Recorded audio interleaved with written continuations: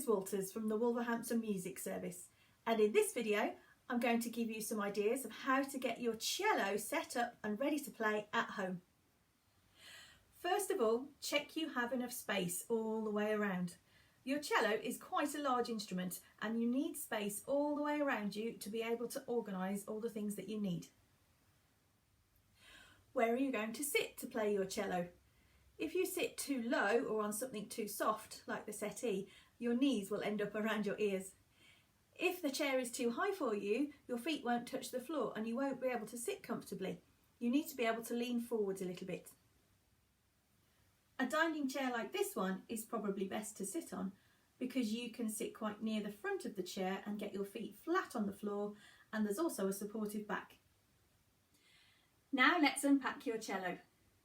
Lie the instrument down on its back in the middle of the floor space. If you've got a soft case like this one, it's really important to take out the bow first. Slide it out of the case and just put it on the back of your chair for now.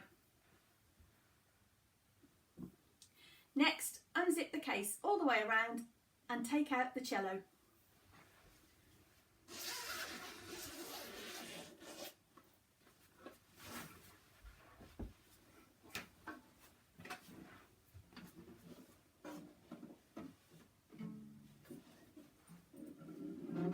This time, lie it down on its side next to the chair where you'll be playing.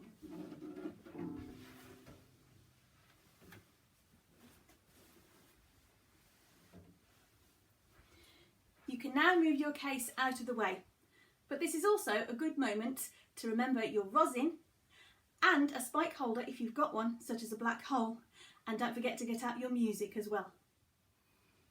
Next, decide where you're going to set up your music. A collapsible music stand, like this one, is a worthwhile investment.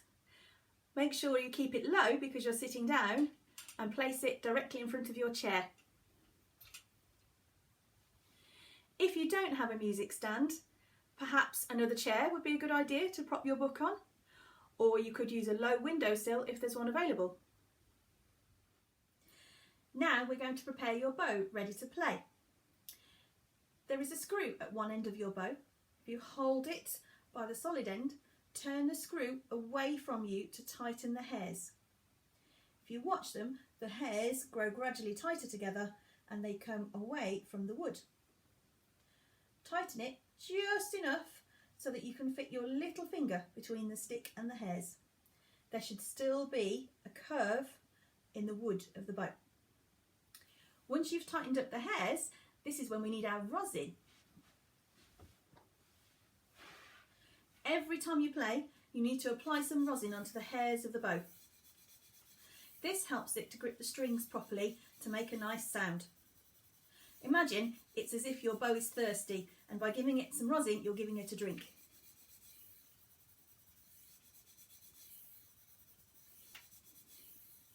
There, that should be enough. Do try to use cello rosin if you can, as it has a different quality to violin rosin. It's more sticky and more appropriate to the cello bow. To be able to play, you need to pull out the spike, or the cello stand it's known as. Turn the screw towards you just a little bit and pull out the spike. Sometimes they're a bit stiff. Tighten it back up again securely to hold it in place. Now is also a good time to use your spike holder. This is called a black hole and it just helps to stop my spike from slipping on my floor, particularly important if you're on a hard floor. A good tip for beginners to check that they've got their spike out far enough is that when you stand up with your cello, it should be about the same height as your nose, depending on which chair you're sitting on. Can you sit comfortably with your cello now? Rest it between your knees, have your feet flat on the floor, sitting on the front of your chair. The top of your cello should be over your left shoulder, not touching your shoulder. The cello should be at a slight angle to you so that you can sit comfortably, not bending yourself around the instrument. You may need to wiggle about a bit to adjust yourself to feel comfortable, but this will become more natural with time. Now before you play, make sure you do a warm-up. Shake your arms and legs out, roll your shoulders back, make sure you're nice and relaxed before you play. Also, check your strings are in tune. Just give them a quick pluck.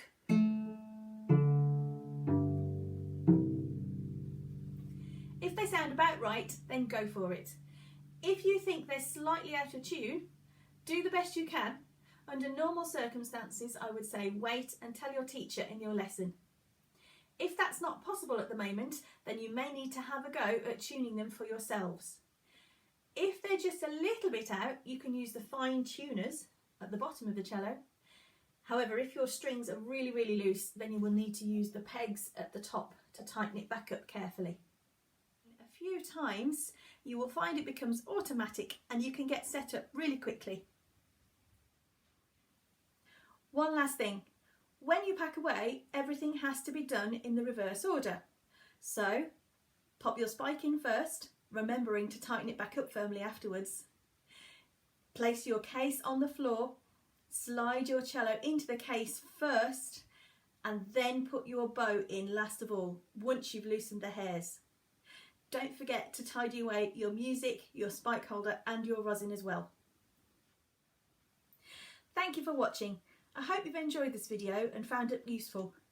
Come back again soon to see more videos that the music service will be releasing to help support you at home. If you've enjoyed this video, please like the video and subscribe to the channel. See you soon!